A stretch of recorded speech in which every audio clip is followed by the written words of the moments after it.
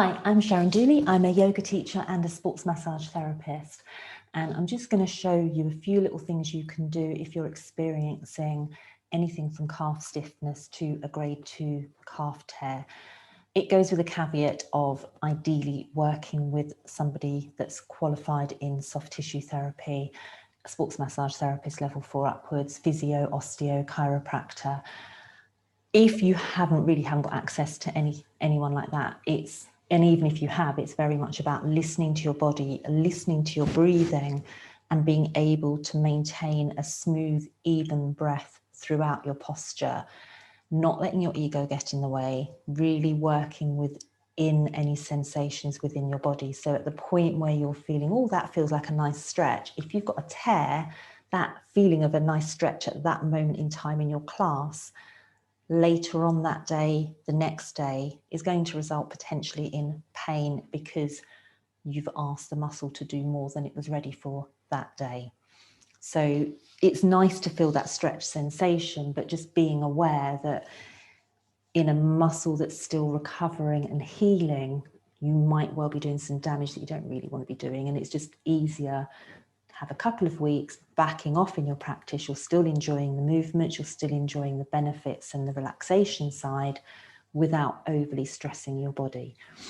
Always worth having a chat with your yoga instructor if you're going to a class and letting them know what's going on in your body. They can keep a little eye on you, they can give you little adjustments that you can do, advise you maybe that posture's not quite right for you, give you something different to do. Here's a few ideas I've got. So calf muscle, lower leg, attaches the Achilles to the heel bone. Big muscle that you see up here is involved in bending the knee as well as pointing your ankle.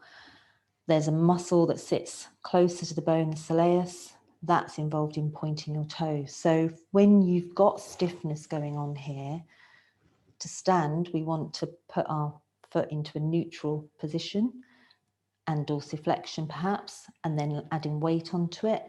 That's going to feel uncomfortable because when this muscle is tight, slightly torn, under strain, the last thing it's going to want to do is relax to allow your foot into this position. So with that in mind, if you add some support under your heel, just like a little wedge, in terms of your barefoot in your yoga class, you can roll the mat up to create a wedge to stand on. You can bring little foam wedges. You can just take a yoga block and just stand on the edge of it. You can play with, in standing, just slightly bending your knees. So you're not asking your foot to be fully straight. You're just keeping softness at the knee. So anything you explore in your own body, what feels comfortable.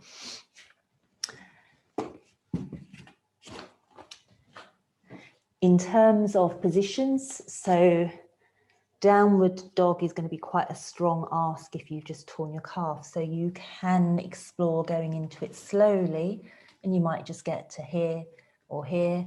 And then week on week, you might find you can straighten your legs more, but just exploring what's comfortable.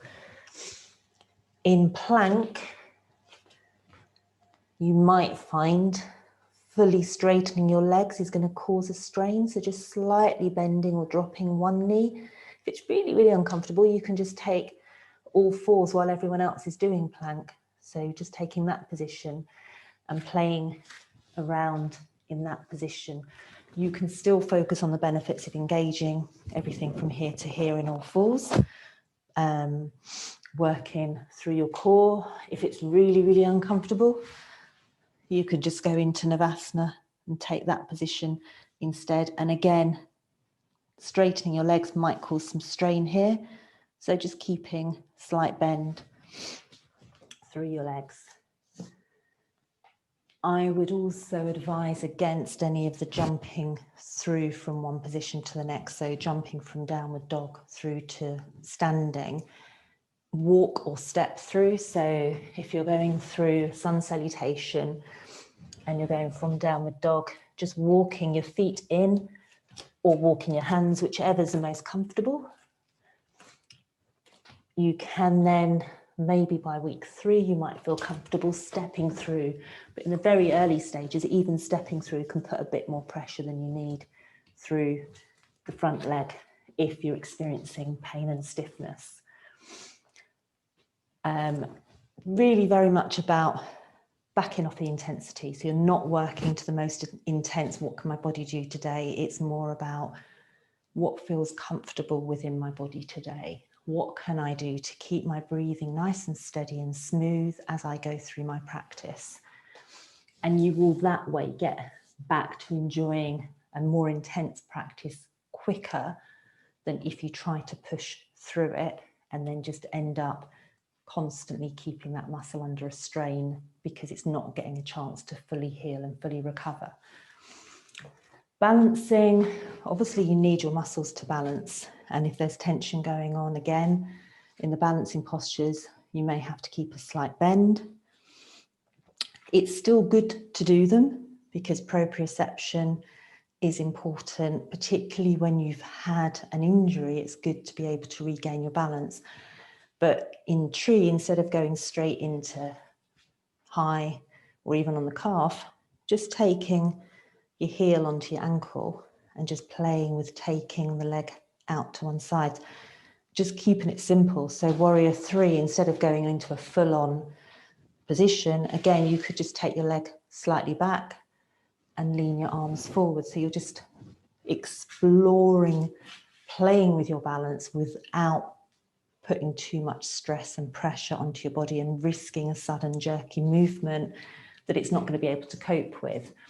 So there's some little tweaks that you can do to help you still enjoy the benefits of your practice, but hopefully allowing your body to come back to healing. And I had, when I tore my calf, I returned to yoga week 2 and very much listened to it. And I felt like I was wearing a pair of tights that were just not quite long enough and restricting. So I just worked within it week on week. I found, oh, I can go a little bit further. And within 6 weeks, I was happily jogging lightly. And then, as I say, by a couple of months down the line, I was doing very well with my running. I was a lot stronger, but it was very much because I had, having made a very early on mistake, I then had the discipline to work with what my body was allowing me to do. Hopefully you found that helpful. And I'm pleased to say we should be back open at the treatment room from the 2nd of December. And I'm looking to resuming my classes socially distanced live from the 9th of December, but there are restrictions on numbers, so I will keep an online presence for yoga as well. Take care.